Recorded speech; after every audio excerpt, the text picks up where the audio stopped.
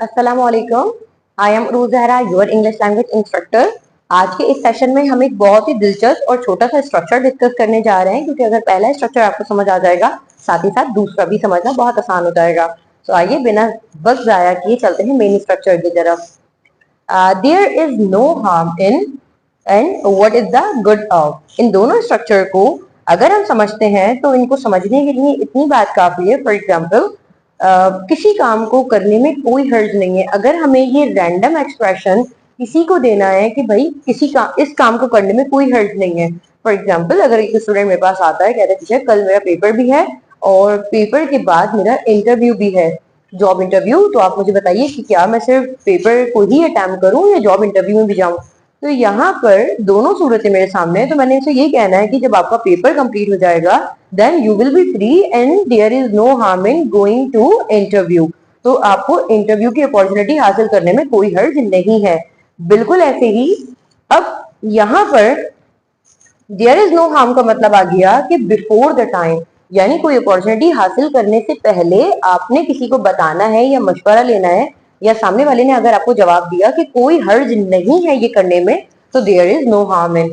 जबकि अगर वक्त गुजर जाए और वो अपॉर्चुनिटी चली जाए और अब आप कहें कि I have missed that chance, मैंने वो मौका गवा दिया, तो वहां पर सामने वाला आपको जवाब दे सकता है कि what is the good of repeating that sentence, what is the good of regretting.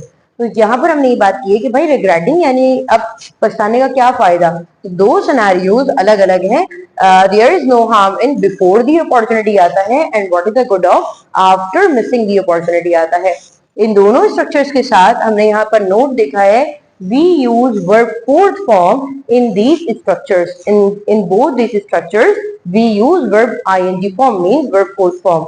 आइए जरा इनकी एग्जांपल्स भी डिस्कस करते हैं। There is no harm in taking risk. खतरा मोल लेना। वैसे टेकिंग रिस्क का मतलब होता है कि अगर आपको कोई काम दुश्वार लग रहा है और आप उसे करना चाह रहे हैं, कि अगर आपको लग रहा है कि इसके pros and cons almost similar हैं या दोनों मौजूद हैं, उसको देखते हुए आप कह रहे हैं कि यार कोई नहीं, अगर हम रिस्क ले भी लेते हैं तो क्या जा रहा है। There is no harm in taking risk. Next, there is no harm in being social. यहाँ पर लफ्ज बीइंग से मतलब है ये बी जो है बिकम जिसे हम कहते हैं, ये इसकी आईएनजी फॉर्म है। There is no harm in being social, यानी समाजी बनने में, दूसरों से ताल्लुकात बढ़ाने में या कम्युनिकेटिव होने में कोई हर्ज नहीं है। There is no harm in being social. There is no harm in taking advice. मशवरा लेने में कोई हर्ज नहीं है, यानी कुछ नहीं जाता मशवरा लेने में। There is no harm in taking advice.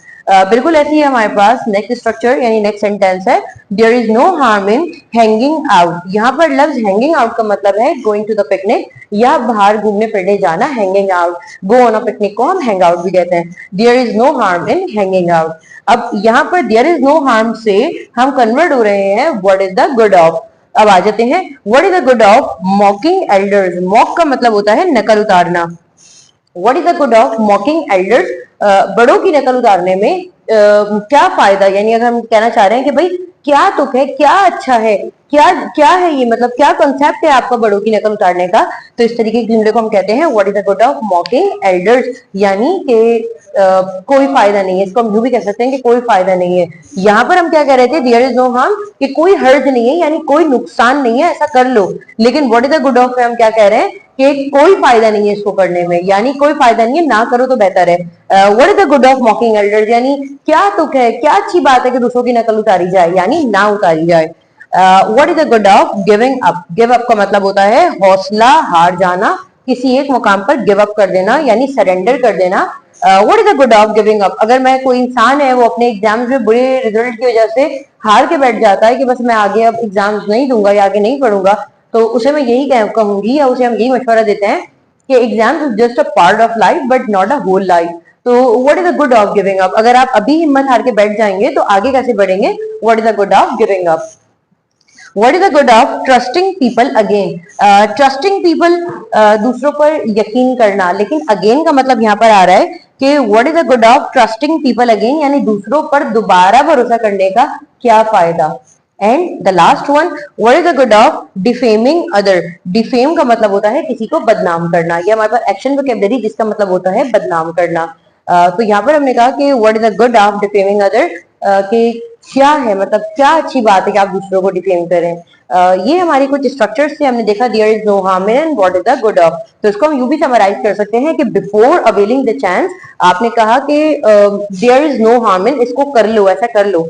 लेकिन अगर वक्त गुजर गया, आपसे कोई अच्छी अपॉर्चुनिटी मिस हो गई है, देन आप कहते हैं कि मुझसे तो गलती हो गई, मैं वहां नहीं गया, मैंने ये काम नहीं किया। देन फिर सामने वाला आपको मशवरा दे सकता है कि what is the good of repeating that sentence, what is the good of going in your past, कि अब बस क्या फायदा है, अब तो खत्म हो गया जो भी था, लेट इट गो।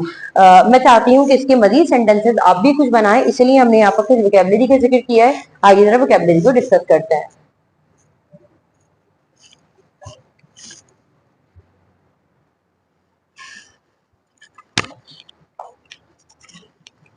यहाँ पर हमारे पास कुछ वोकेबलरी है, इसको हम चाहते हैं कि अब आप मुख्तलिफ sentences with the help of the vocabulary बनाएं, क्योंकि इंग्लिश में जहाँ पर भी इंग्लिश सीखने की बात आती है, वहीं पर लर्निंग वोकेबलरी भी साथ साथ आपको इम्प्रूव करनी चाहिए, और वोकेबलरी लर्निंग के हवाले से ध्यान में सवाल आना चाहिए।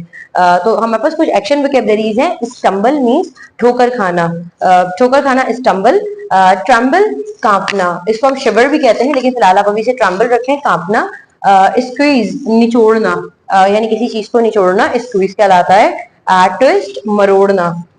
श्रग कंधे उचकाना, कंधे उचकाकर जवाब देना, जैसे कि अगर आपसे कोई कुछ कहे and without giving your answer by your words, अगर आप सिर्फ कंधे उचकाकर मना कर देते हैं, that kind of the gesture is called shrugging. चुटकी बजाना स्नैप, स्नैप द फिंगर या स्नैप। टॉस, टॉस का मतलब होता है उछालना, टॉस द कॉइन सिक्का उछालना। किसी चीज को गौर से देखना, पीयर, पीरियड हमारे पास कहलाता है किसी चीज को गौर से देखना। आई होप आपको ये वाले स्ट्रक्चर समझ आए होंगे, और अब तक की तमाम वीडियोस आप देखते रहिए ताकि इंग्लिश सीखने का एक ख्वाब अधूरा ना रहे। वीडियो समझ आई तो लाइक कर दें, चैनल को सब्सक्राइब कर दें। आपसे दोबारा मुलाकात होती है एक नई वीडियो में। अपना ख्याल रखिएगा।